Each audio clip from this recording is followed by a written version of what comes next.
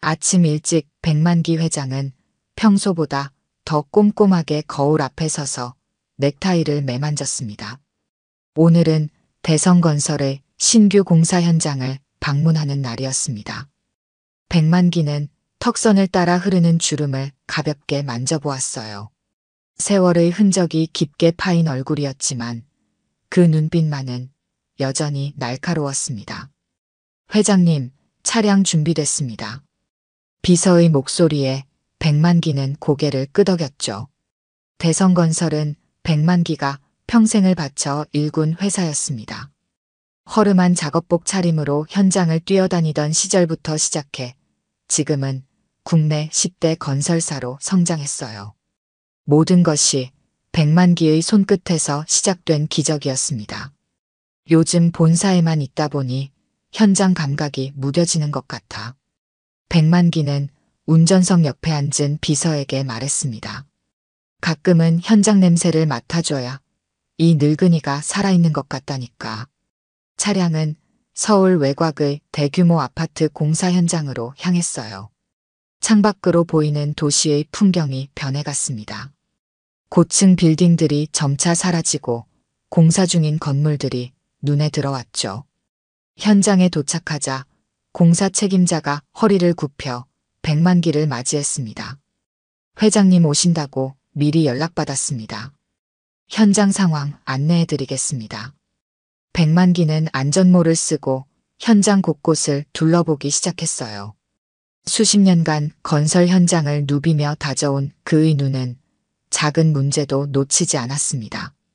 저기 기초 공사 부분, 철근 배치가 왜 저렇게 됐지? 백만기가 물었습니다. 현장 책임자는 당황한 기색으로 도면을 펼쳐 보였죠.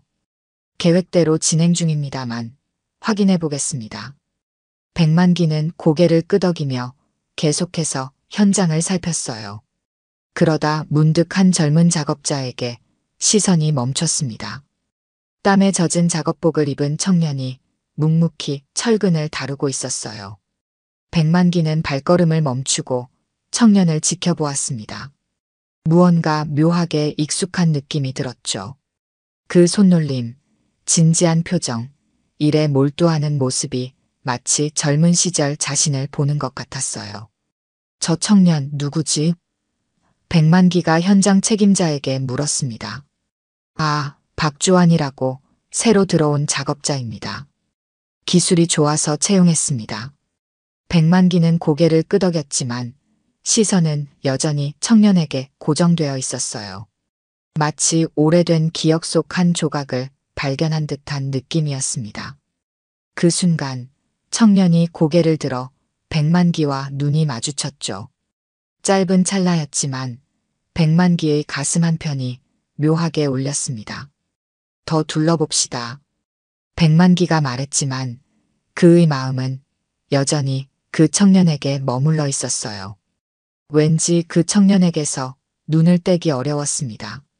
점심시간이 되자 공사 현장은 잠시 조용해졌습니다. 작업자들은 삼삼오오 모여 도시락을 먹거나 간이 식당에서 식사를 했어요. 백만기는 현장 사무실에서 준비된 점심을 먹으려 했지만 마음이 자꾸 아까 본 청년에게로 향했습니다. 저 청년 박주환이라고 했나? 좀 더 자세히 알아볼 수 있을까요? 백만기가 현장 책임자에게 물었어요. 현장 책임자는 잠시 의아한 표정을 지었지만 곧 고개를 끄덕였습니다. 네, 알아보겠습니다. 무슨 문제라도 있으신가요? 백만기는 손을 저었습니다. 아니, 그런 건 아니야. 그냥 뭔가 눈에 띄는 구석이 있어서 말이지. 잠시 후 백만기는 혼자 현장을 거닐었어요. 공사장 한쪽에 마련된 휴식 공간에서 그 청년을 발견했습니다. 박주환은 홀로 벤치에 앉아 도시락을 먹고 있었죠. 백만기는 천천히 다가갔습니다. 여기 앉아도 되겠나? 박주환은 놀란 표정으로 고개를 들었어요. 회장님이 자신에게 말을 거는 것에 당황한 모습이었습니다. 네, 물론이죠. 앉으세요. 백만기는 청년의 옆에 앉았습니다. 가까이서 보니 더욱 익숙한 느낌이 들었어요. 특히 그 눈매와 턱선이 누군가를 떠올리게 했습니다. 일한 지 얼마나 됐나? 백만기가 물었어요. 대성건설에선 한 달 정도 됐습니다. 하지만 건설 현장에서는 5년 정도 일했어요. 박주환이 답했습니다. 백만기는 고개를 끄덕였어요. 일솜씨가 좋더군. 기초부터 제대로 배웠나 보지? 네, 처음부터 차근차근 배웠습니다. 저는 제가 가진 것이 기술밖에 없어서 더 열심히 했을 뿐이에요. 대화를 나누는 동안 박주환이 목을 조금 돌리자 백만기는 그의 목덜미에 있는 작은 점을 발견했습니다. 그 순간 백만기의 심장이 빠르게 뛰기 시작했어요. 까만색의 작은 점이었지만 그 위치와 모양이 너무나 특이했습니다. 그 점 특이하구먼. 백만기의 목소리가 살짝 떨렸습니다. 박주환은 무의식적으로 손을 목덜미에 가져다 댔어요. 아, 이거요? 태어날 때부터 있었대요. 사람들이 가끔 물어봐서 알고 있습니다. 백만기의 눈빛이 달라졌습니다. 가족 중에 같은 점이 있는 사람이 있나? 박주환은 잠시 슬픈 표정을 지었다가 미소 지었어요. 아버지도 같은 자리에 점이 있었대요. 유전이라는 게 참 신기하죠. 직접 본 적은 없지만 고아원에 저를 맡기신 분이 그렇게 말씀하셨다고 들었습니다. 백만기의 얼굴이 굳어졌습니다. 뭐라고? 저는 고아원에서 자랐어요. 부모님에 대해선 거의 아는 게 없습니다. 박주환이 담담하게 말했어요. 백만기는 말을 잇지 못했습니다. 머릿속에 수많은 생각이 스쳐 지나갔죠.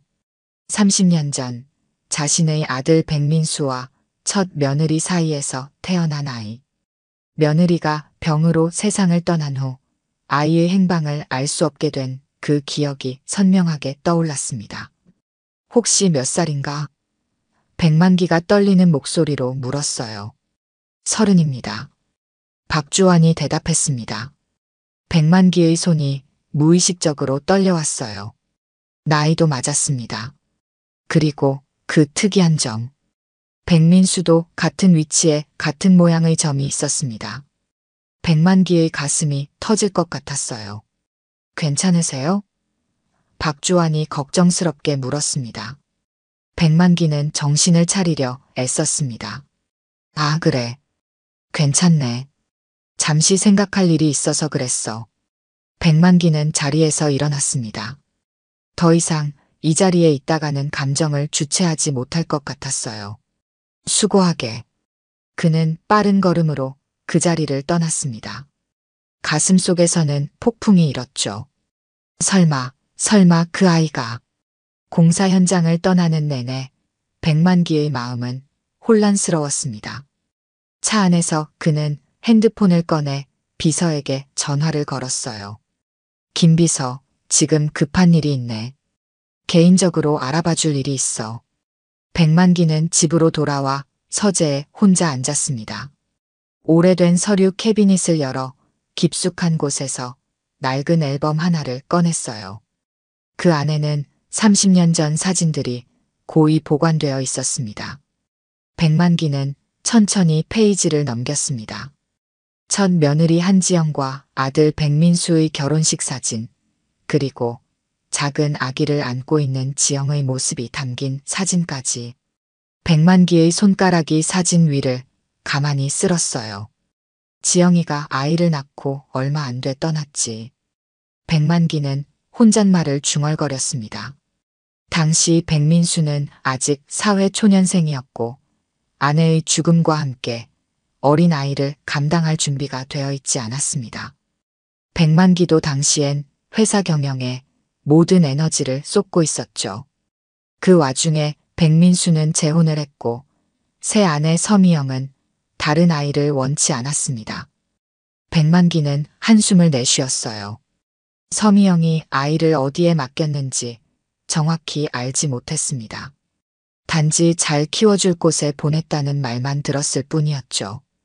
그리고 얼마 후 서미영은 아이가 병으로 죽었다고 말했습니다. 김비서 들어오게. 문을 두드리는 소리에 백만기가 말했어요. 김비서는 노트북을 들고 들어왔습니다. 회장님, 박주환에 대한 기본 정보를 찾아봤습니다. 백만기는 긴장된 표정으로 고개를 끄덕였습니다. 말해보게. 박주환 30세. 서울 동부 고아원 출신입니다. 생후 6개월 때 고아원에 맡겨졌다고 기록되어 있습니다. 특이사항으로는 목덜미에 특이한 모양의 점이 있다고 기록되어 있고요. 백만기의 손이 떨렸습니다. 시기가 맞았어요. 며느리가 세상을 떠난 시점과 아이가 고아원에 맡겨진 시기가 일치했습니다. 고아원 입소 시기가 언제라고? 백만기가 다시 물었어요. 1994년 7월 15일입니다. 백만기는 앨범을 다시 펼쳐 날짜를 확인했습니다. 지영이 세상을 떠난 것이 1994년 6월이었어요. 그리고 서미영이 아이가 죽었다고 말한 것은 그해 8월이었습니다. 더 자세한 정보를 원하시면 조금 더 시간이 필요합니다. 김비서가 말했습니다. 백만기는 무거운 목소리로 대답했어요. 좋아. 그 고아원에 당시 근무했던 사람들을 찾아보게. 그리고 DNA 검사. 어떻게 할 수 있는지도 알아봐. 김비서는 잠시 놀란 기색을 보였지만 곧 표정을 감추었습니다. 알겠습니다. 빠른 시일 내에 알아보겠습니다. 백만기는 창밖을 바라보았어요. 30년이라는 세월이 흘렀습니다. 그동안 자신이 얼마나 무심했는지, 얼마나 많은 것을 놓쳤는지 생각하니 가슴이 아팠습니다. 다음 날 백만기는 고아원 기록을 확인하기 위해 직접 움직였습니다. 이미 없어진 고아원이었지만 기록은 다른 시설로 이관되어 있었어요. 백만기는 자신의 영향력을 동원해 그 기록을 확보했습니다. 기록에는 분명히 적혀 있었습니다. 아이를 데려온 여성의 이름 서미영. 그리고 첨부된 사진에는 갓난아기의 목덜미에 있는 특이한 점까지 기록되어 있었어요. 백만기는 그 자리에서 오랫동안 움직이지 못했습니다. 서미영이 아이가 죽었다고 한 말은 명백한 거짓이었어요. 그녀는 아이를 고아원에 버린 것이었습니다. 내 손자, 내 핏줄을 어떻게? 백만기의 목소리가 떨렸습니다. 그날 저녁 백만기는 집으로 돌아와 오랜 시간 침묵 속에 앉아 있었어요. 내일은 서미영과 마주해야 했습니다. 30년간 묻어둔 진실이 드디어 수면 위로 올라오려 하고 있었죠. 아침 일찍 백만기는 서재에 앉아 있었습니다. 창문을 통해 들어오는 햇살이 그의 굳은 표정을 비추었어요. 밤새 잠을 이루지 못했습니다. 30년간의 거짓과 배신이 그의 마음을 무겁게 짓눌렀죠. 여보, 아침 식사 준비됐어요. 서미영이 서재 문을 열고 들어왔습니다. 서미영은 여전히 우아하고 단정한 모습이었어요. 30년 전 백민수의 두 번째 부인이 되었을 때도 그녀는 항상 완벽한 이미지를 유지했습니다. 하지만 오늘 백만기의 눈에는 그 완벽함 뒤에 숨겨진 냉정함이 보였죠. 미영아, 잠깐 앉지. 백만기의 목소리는 무거웠습니다. 서미영은 잠시 의아한 표정을 지었지만 곧 백만기 앞에 앉았어요. 아버님, 무슨 일이세요? 백만기는 책상 서랍에서 고아원 기록 사본을 꺼내 서미영 앞에 내려놓았습니다. 서미영의 얼굴이 순간 창백해졌어요. 이게 무슨... 서미영이 떨리는 목소리로 말했습니다. 30년 전 지영이와 민수 사이에서 태어난 아이 말일세. 백만기의 목소리는 차가웠습니다.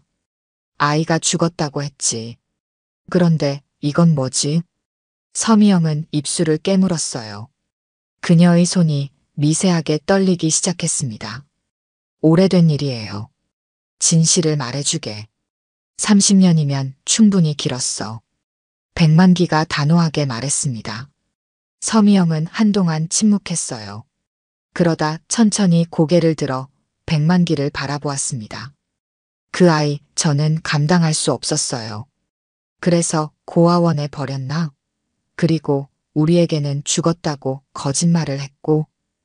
백만기의 목소리가 높아졌습니다. 서미영의 눈에 눈물이 고였어요. 당시 저는 겨우 24이었어요. 갑자기 다른 여자의 아이를 맡게 되었고 민수 씨는 아내를 잃은 슬픔에 빠져 있었죠. 저는 두려웠어요. 두려웠다고? 무엇이 그렇게 두려웠나? 백만기가 물었습니다. 서미영은 눈물을 참지 못하고 흘렸어요. 난 그 아이가 내 아들을 뺏을까봐 두려웠어. 민수 씨의 마음도, 당신의 사랑도, 이 집안에서의 내 위치도. 백만기는 분노에 떨었습니다.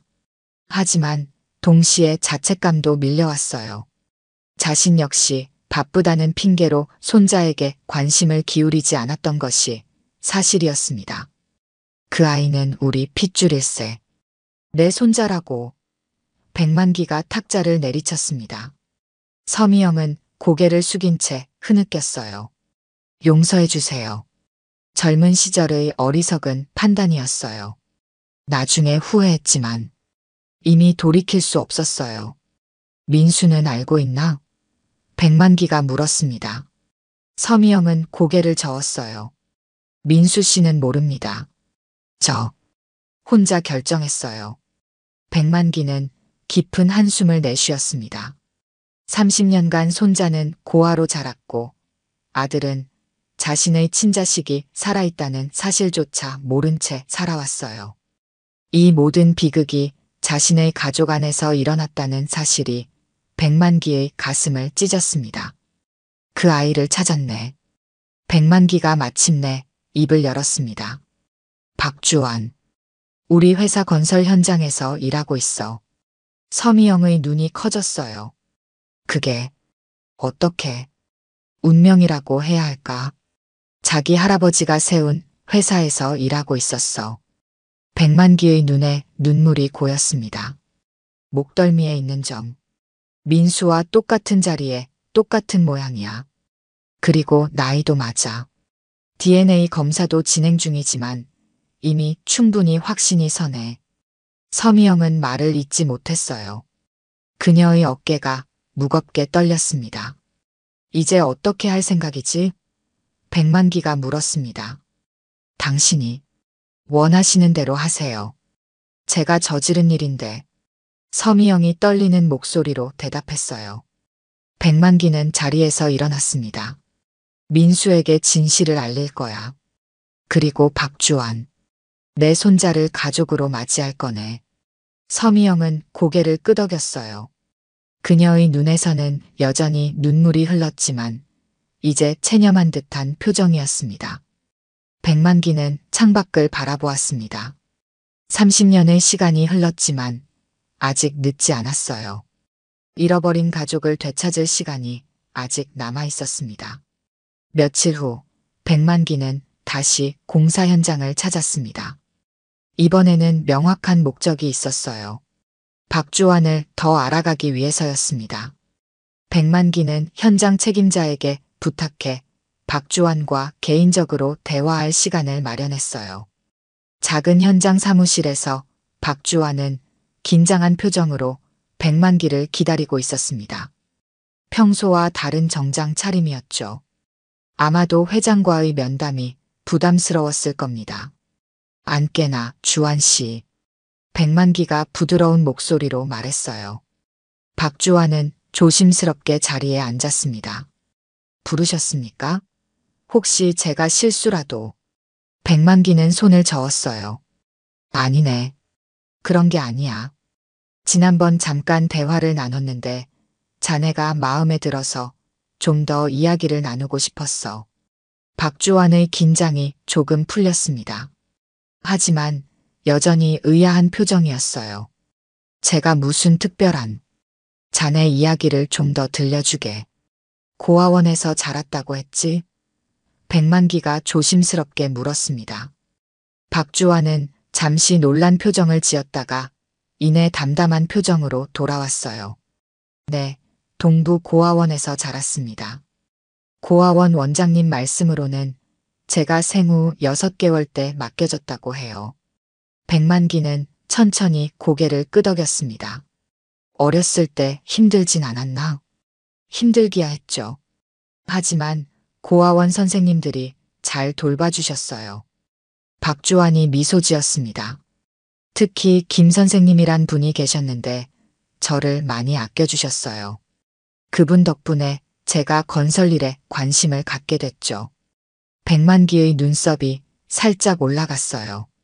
건설 일에 관심을 갖게 된 계기가 있었나? 박주환은 고개를 끄덕였습니다.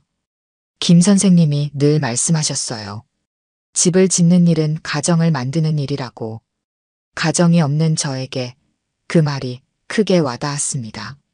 누군가의 보금자리를 만든다는 게 의미 있게 느껴졌어요. 백만기의 눈에 순간 촉촉함이 맺혔습니다. 자신의 손자가 이런 생각을 품고 자랐다는 사실에 가슴이 아팠어요. 학교는 어디까지 다녔나? 백만기가 물었습니다. 고등학교까지요. 대학은 형편이 안 되어서 포기했습니다. 대신 기술학교에서 건축 관련 기술을 배웠어요. 그때부터 건설 현장에서 일했죠. 박주환이 대답했어요. 백만기는 고개를 끄덕였습니다. 가족에 대해 어떤 정보라도 알고 있나? 박주환은 잠시 생각에 잠겼다가 대답했어요. 많지는 않습니다. 제가 고아원에 맡겨질 때 작은 메모가 있었다고 해요. 거기에는 제 이름과 생년월일, 그리고 목에 있는 점이 아버지를 닮았다는 내용만 적혀 있었다고 합니다. 백만기의 심장이 빠르게 뛰었습니다. 그것은 분명 서미영이 남긴 메모였을 겁니다. 아버지에 대해 어떻게 생각하나? 백만기가 조심스럽게 물었어요. 박주환은 목덜미의 점을 무의식적으로 만졌습니다. 솔직히 말하면 한때는 원망도 많이 했어요. 왜 저를 버렸는지, 왜 한 번도 찾아오지 않았는지. 하지만 지금은 그분도 나름의 사정이 있었겠거니 생각합니다. 박주환의 눈에 슬픔이 깃들었지만 이내 미소를 지었어요. 그래도 아버지가 어떤 분이셨는진 모르지만 이 점만은 닮았대요. 그리고 고아원 선생님들은 늘 말씀하셨어요. 제가 목에 있는 점처럼 성실한 사람이라고요. 그래서 저는 이 점이 좋아요. 아버지의 성실함을 물려받았다고 생각하면 뿌듯하거든요. 백만기의 가슴이 먹먹해졌습니다. 아들 백민수는 실제로 성실한 사람이었어요. 그리고 지금 눈앞의 청년도 똑같았습니다. 유전이란 참 신기한 것이었죠. 꿈이 있나? 백만기가 물었습니다. 언젠가는 저만의 작은 건설 회사를 차리는 거예요. 크진 않더라도 제 철학대로 안전하고 튼튼한 집을 짓는 회사요. 박주환이 수줍게 웃었어요. 아직은 멀었지만 언젠가는 이룰 수 있을 거라 믿습니다. 백만기는 주환의 말 한마디 한마디를 가슴에 새겼습니다. 그가 이룬 성공이 손자에게는 꿈으로만 남아있다는 사실이 안타까웠어요. 일주일 후 백만기의 집무실에는 무거운 침묵이 흘렀습니다. 책상 위에는 검사 결과지가 놓여 있었어요. DNA 검사 결과였습니다. 백만기는 떨리는 손으로 그 종이를 다시 한번 읽었죠. 친족관계 확률 99.9999%. 의심의 여지가 없었습니다. 박주환은 백만기의 친손자였어요. 어떻게 해야 할까? 백만기는 깊은 한숨을 내쉬었습니다. 지난 몇 주간 백만기는 박주환에 대해 더 많은 것을 알아봤어요. 그는 성실하고 책임감 있는 청년이었습니다. 동료들 사이에서도 신뢰가 두터웠고 기술적인 면에서도 뛰어났죠. 자신의 할아버지처럼 건설 현장에서 시작해 성공한 사람이 되겠다는 꿈을 가진 청년이었습니다. 백만기는 백민수에게도 이 사실을 알렸어요. 처음에 백민수는 충격에 말을 잇지 못했습니다. 자신의 아들이 살아있다는 사실, 그것도 30년간 고아로 지냈다는 사실에 오랫동안 울었죠. 그리고 서미영에게 크게 분노했습니다. 아직도 그 상처는 아물지 않았어요. 하지만 이제 중요한 것은 박주환에게 진실을 어떻게 전할 것인가 하는 문제였습니다. 갑작스러운 진실이 그에게 또 다른 상처가 되지 않을까 백만기는 걱정했어요. 김비서, 박주환 씨에게 연락해서 오늘 저녁에 내 자택으로 초대해주게. 백만기가 결심한 듯 말했습니다. 그날 저녁 백만기의 고급스러운 저택에 박주환이 초대되었어요. 그는 긴장한 표정으로 현관에 서 있었습니다. 평생 살아온 작은 고시원과는 너무나 다른 세계였죠. 어서 오게, 주환 씨. 백만기가 직접 현관에 나와 박주환을 맞이했습니다. 초대해 주셔서 감사합니다. 이런 곳은 처음이라. 박주환이 어색하게 웃었어요. 백만기는 주환을 서재로 안내했습니다. 그곳에는 이미 백민수가 앉아 있었어요. 백민수의 눈은 충혈되어 있었습니다. 아마도 계속 울었던 모양이었죠. 이분은 우리 회사 부회장이신 백민수 씨야. 내 아들이지. 백만기가 소개했습니다. 박주환은 공손하게 인사했어요. 만나 뵙게 되어 영광입니다. 백민수는 말없이 박주환을 바라보았습니다. 그 눈빛에는 30년간의 그리움과 미안함이 가득했어요. 안깨나 주환 씨. 오늘은 중요한 이야기가 있어서 자네를 초대했네. 백만기가 차분한 목소리로 말했습니다. 박주환은 조심스럽게 자리에 앉았어요. 그의 표정에는 의문이 가득했습니다. 백만기는 책상 서랍에서 DNA 검사 결과지와 함께 낡은 사진 한 장을 꺼냈어요. 박주환의 어머니 한지영과 아버지 백민수의 사진이었습니다. 주환 씨, 자네에게 매우 중요한 사실을 알려주려고 해. 백만기가 천천히 말을 이어갔습니다. 우선 이 사진을 보게. 박주환은 사진을 받아들었어요. 젊은 남녀가 함께 찍은 사진이었습니다. 남자는 지금 앞에 앉아 있는 백민수와 닮았죠. 이분들이? 박주환이 물었습니다. 백만기는 깊게 숨을 들이마셨어요. 이 사진 속 남자는 백민수, 즉 내 아들이네. 그리고 여자는 그의 첫 번째 아내였던 한지영 씨야. 박주환은 여전히 상황을 이해하지 못한 표정이었습니다. 주환 씨, 자네의 목덜미에 있는 그 점은 우리 가족의 특징이야. 백민수도 같은 자리에 같은 모양의 점이 있지. 백만기가 말했어요. 백민수는 천천히 자신의 목덜미를 돌려 박주환에게 보여주었습니다. 그곳에는 정확히 같은 위치에 같은 모양의 점이 있었어요. 박주환의 눈이 커졌습니다. 이게 무슨... 30년 전 자네의 어머니 한지영 씨가 자네를 낳고 병으로 세상을 떠났네. 당시 백민수는 자네를 키울 형편이 안 되었고 그의 두 번째 아내가 자네를 고아원에 맡겼어. 백만기의 목소리가 떨렸습니다. 그리고 우리에게는 자네가 죽었다고 말했지. 방 안에 침묵이 내려앉았습니다. 박주환은 말을 잇지 못했어요. 그의 눈에는 혼란스러움이 가득했습니다. 우리는 최근에야 이 사실을 알게 되었네. 그래서 DNA 검사도 했고 백만기가 검사 결과지를 내밀었습니다. 결과는 자네는 백민수의 아들이며 내 친손자야. 백민수는 더 이상 참지 못하고 일어나 박주환 앞에 무릎을 꿇었어요. 미안하다. 정말 미안하다. 아버지로서 너를 지키지 못했다. 박주환은 충격에 빠져 있었습니다. 30년간 자신이 고아라고 믿었는데 갑자기 자신의 가족을 만난 것이었어요. 그것도 대기업 회장 가문의 일원이라니. 박주환은 오랫동안 말을 잇지 못했습니다. 그의 머릿속에는 수많은 생각이 휘몰아쳤어요. 30년간 자신이 믿었던 모든 것이 순식간에 무너져 내렸습니다. 그는 자신이 누군지, 어디서 왔는지 전혀 다른 관점에서 다시 생각해야 했죠. 저는 믿기 어렵습니다. 박주환이 마침내 입을 열었어요. 제가 정말 당신들의 가족이라고요?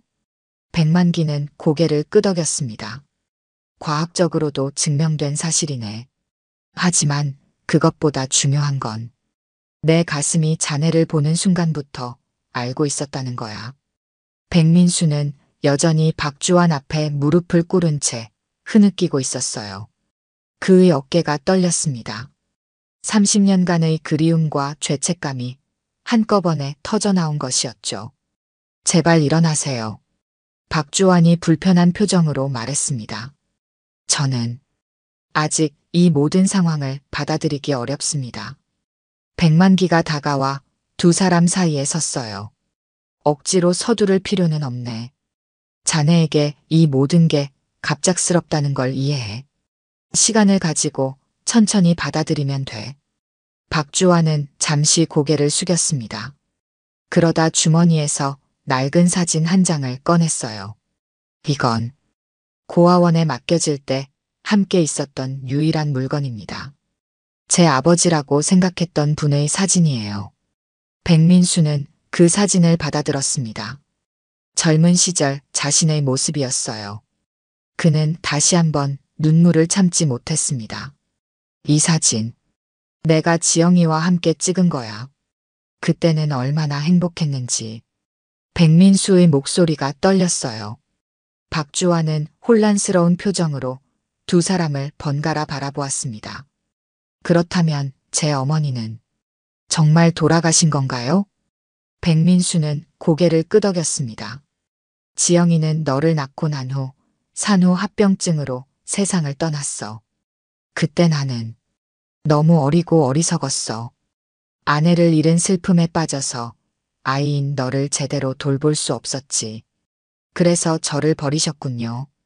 박주환의 목소리는 담담했지만 그 안에는 오랜 상처가 느껴졌어요. 백민수는 고개를 저었습니다. 아니야. 나는 너를 버린 게 아니야. 잠시 맡길 생각이었어. 하지만 새 아내, 서미영이 너를 고아원에 보내고는 내게 내가 죽었다고 거짓말을 했던 거야. 방 안에 무거운 침묵이 내려앉았습니다. 그때 문이 조용히 열렸어요. 서미영이 들어왔습니다. 그녀의 얼굴은 창백했고 눈가에는 눈물이 맺혀 있었죠. 제가 모든 것을 말해야 할 것 같습니다. 서미영이 떨리는 목소리로 말했어요.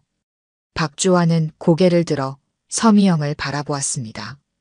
그녀는 천천히 박주환 앞에 다가와 무릎을 꿇었어요. 저는 당신의 새어머니였습니다. 하지만 어리석은 판단으로 당신을 가족에게서 떼어놓았어요. 서미영의 목소리가 흐느낌으로 가득 찼습니다. 젊은 시절의 질투와 두려움이 저를 그렇게 만들었습니다. 용서받을 수 없는 일이란 걸 알지만 그래도 진심으로 사과드립니다. 박주환은 한동안 말이 없었습니다. 그의 표정에는 복잡한 감정이 교차했어요. 분노, 슬픔, 혼란, 그리고 미묘한 연민까지. 30년이란 세월. 박주환이 마침내 입을 열었습니다. 제가 고아원에서 지내는 동안 당신들은 이렇게 부유하게 살고 있었군요. 백만기가 한숨을 내쉬었어요. 그건 우리의 큰 잘못이네. 내가 손자인 자네에게 관심을 기울였다면 진실을 일찍 알아챘을 텐데. 박주환은 자리에서 일어났습니다. 그의 눈에는 감정이 가득했지만 목소리는 의외로 차분했어요. 저는 시간이 필요합니다. 이 모든 걸 받아들이기에는. 백민수가 다가와 조심스럽게 아들의 어깨에 손을 얹었습니다. 이해해. 우리가 너무 서두르는 것 같아. 내가 원하는 만큼 시간을 가져도 좋아. 그때 박주환의 눈에서 눈물이 흘러내렸어요. 그는 스스로도 예상하지 못했던 감정의 폭발에 당황했습니다. 30년간 참아왔던 고아로서의 외로움과 상처가 한꺼번에 터져나온 것이었죠. 저는 항상 가족을 꿈꿔왔습니다. 박주환이 떨리는 목소리로 말했어요. 크리스마스마다, 명절마다. 다른 아이들이 가족과 함께할 때 혼자였어요. 그런데 이제 와서 이렇게 백민수는 더 이상 참지 못하고 아들을 끌어안았습니다. 처음에는 박주환이 굳어 있었지만 서서히 그의 몸에서도 긴장이 풀렸어요. 그리고 마침내 두 사람은 서로를 끌어안고 오열했습니다. 백만기도 다가와 두 사람을 감싸 안았어요. 새 남자의 눈에서는 눈물이 멈추지 않았습니다. 30년간의 이별 끝에 맺어진 가족의 재회였죠. 서미영은 조용히 눈물을 흘리며 뒤에서 지켜보았습니다. 그녀의 눈에는 후회와 함께 작은 희망의 빛이 비쳤어요. 아마도 언젠가는 용서받을 수 있을지도 모른다는 희망이었을 겁니다. 세상에 이렇게 성실한 손자를 두고 몰라봤다니 내가 어리석었지. 백만기가 박주환의 등을 쓰다듬으며 말했습니다. 한 달이 지났습니다. 대성건설 본사 회의실에서 중요한 회의가 열리고 있었어요. 백만기 회장은 회의 테이블 맨 앞자리에 앉아 발표를 경청하고 있었습니다. 그의 오른편에는 백민수가, 왼편에는 박주환이 앉아 있었죠. 이상으로 신규 건설 기술 도입에 관한 발표를 마치겠습니다. 박주환이 자신감 있는 목소리로 말했어요. 백만기는 만족스러운 표정으로 박수를 쳤습니다. 훌륭한 분석이었네, 주환군. 현장에서 직접 일해본 경험이 이런 발표에 깊이를 더하는군. 회의가 끝나고 새 남자는 백만기의 집무실로 자리를 옮겼습니다. 지난 한 달 동안 많은 일이 있었어요. 박주환은 처음에는 혼란스러워했지만 점차 새로운 가족관계를 받아들이기 시작했습니다. 물론 모든 감정의 상처가 치유되기에는 아직 시간이 필요했지만 적어도 세 사람은 서로를 가족으로 인정하고 있었죠. 자네의 발표를 들으니 더욱 확신이 들었어. 백만기가 웃으며 말했습니다. 대성건설 기술직 인턴으로 정식 채용하기로 한 결정이 정말 옳았네. 박주환은 수줍게 웃었어요. 기회를 주셔서 감사합니다. 하지만 혹시 제가 특별 대우를 받는 건 아닌지 걱정돼요. 백민수가 고개를 저었습니다. 전혀 그렇지 않아. 내 능력은 회사의 인사 담당자들도 인정한 사실이야. 우리 가족이라고 해서 특혜를 준 건 아니라는 걸 알아줬으면 해. 백만기는 창밖을 바라보았어요. 서울의 빌딩 숲이 한눈에 들어왔습니다. 그 많은 건물 중 상당수가 대성건설이 지은 것들이었죠. 주환아, 나는 내게 이 회사를 물려주겠다는 말은 하지 않을 거야. 백만기가 진지한 목소리로 말했습니다. 박주환은 잠시 놀란 표정을 지었다가 곧 고개를 끄덕였어요. 당연합니다. 저는 그런 생각도 없었어요. 백만기는 미소를 지었습니다. 내가 하고 싶은 말은 다른 거야. 너처럼 현장에서부터 올라온 사람이 회사를 이끄는 시대가 와야 한다고 생각해. 내가 그랬던 것처럼 말이야. 백만기는 자리에서 일어나 두 사람에게 다가갔어요. 이 회사는 자격이 있는 사람이 이끌어야 해. 그게 가족이든 아니든 상관없이 말이야. 주환이, 내가 만약 그런 사람이 되고 싶다면 밑바닥부터 배우고 성장해 나가야 할 거야. 박주환의 눈이 반짝였습니다. 네, 할아버지. 저도 그렇게 생각합니다. 저는 제 능력으로 인정받고 싶어요. 백민수는 아들의 어깨를 토닥였어요. 내가 그런 마음을 갖고 있어서 기쁘구나. 아버지로서 너무 자랑스러워. 세 사람은 함께 웃었습니다. 한 달 전만 해도 상상할 수 없었던 장면이었죠. 가족의 연결고리는 30년의 세월도 끊지 못했습니다. 서미영과의 관계도 조금씩 나아지고 있었어요. 박주환은 아직 그녀를 완전히 용서하지는 못했지만 적어도 대화는 나눌 수 있게 되었습니다. 시간이 해결해 줄 문제였죠. 다음 날 백만기는 새롭게 착공하는 건설 현장을 방문했습니다. 박주환도 함께였어요. 두 사람은 나란히 서서 공사 현장을 바라보았습니다. 내가 처음 시작했을 때는 삽 하나로 땅을 파는 일부터 했네. 백만기가 회상했습니다. 그때는 이렇게 큰 회사가 될 줄 몰랐지. 박주환은 고개를 끄덕였어요. 저도 처음에는 자재 나르는 일부터 시작했습니다. 그때는 제가 이런 자리에 서게 될 줄 몰랐죠. 백만기는 손자의 어깨를 부드럽게 감쌌습니다. 우리 인생이란 게 참 알 수 없는 거야. 한 점이 모여 선이 되고 선이 모여 면이 되듯 작은 점 하나가 이런 기적을 만들어냈네. 박주환은 무의식적으로 목덜미의 점을 만졌어요. 그 작은 점이 자신의 운명을 바꾼 것이었습니다. 이제 안전모를 쓰고 현장으로 가볼까? 백만기가 제안했습니다. 박주환은 미소를 지으며 안전모를 썼어요. 그리고 할아버지와 함께 공사 현장으로 걸어갔습니다. 조금 떨어진 곳에서 백민수가 두 사람을 바라보고 있었죠. 그의 눈에는 자랑스러움과 행복이 가득했습니다.